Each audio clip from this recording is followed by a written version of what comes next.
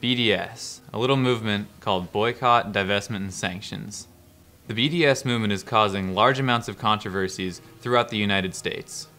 Many people currently think that the BDS movement is anti-Israel and anti-Semitic, and then on the other hand, you have many people who think that the BDS movement is nothing but people holding Free Palestine signs with no information on the background of the country and the history.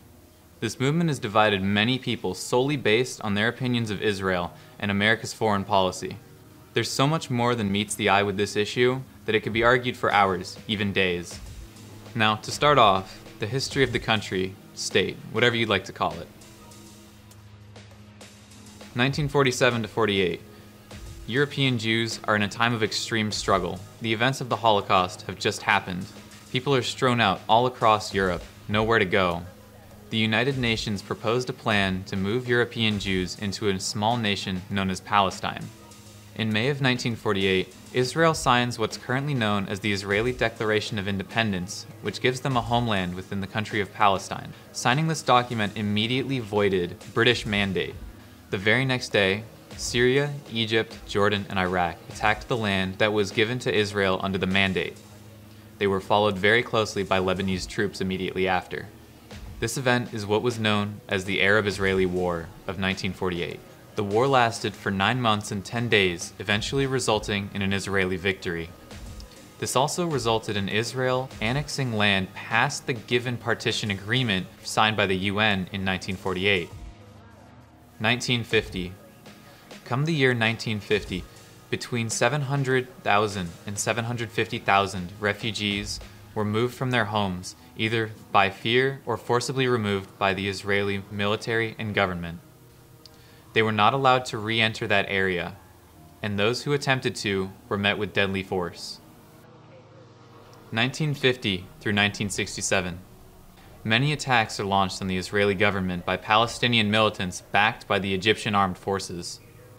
In 1964, the Palestinian Liberation Front is created. Its goal? To liberate Palestine through armed struggle. They stated that it was a national duty to rid the Palestinian homeland of any Zionist presence. 1993. The Oslo Peace Process.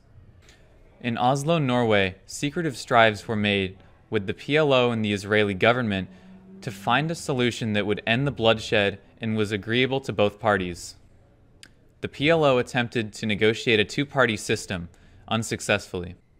Another aspiration brought on by the PLO was the idea of Palestinian civil services, such as police, legislature, and civic governments. The proposed counteroffer by the Israeli government was that all of those liberties would be given. However, Palestinians had to work to promote the tolerance of the Israeli state, and propaganda was to be placed around Palestinian land to promote the acceptance of Israel as a sovereign state. The Oslo Accord was finally signed on September 13, 1993. 2005 through present. The signing of the Oslo Accord never really brought around a Palestinian state, quickly descending into a period of heightened violence between the Israeli government and the Second Intifada.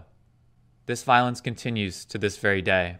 Many Palestinians consider the Second Intifada and the Palestinian troops currently fighting a front for liberation, while many Israelis consider them a terrorist organization that is anti-Israel and aims to destroy the country as a whole.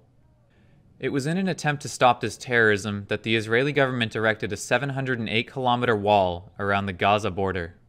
It's been met with many attacks, suicide bombings, and gunfire.